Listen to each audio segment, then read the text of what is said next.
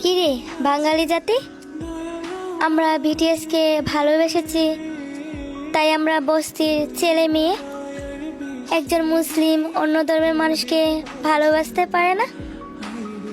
তাহলে হারাম। এখন কি বলবে?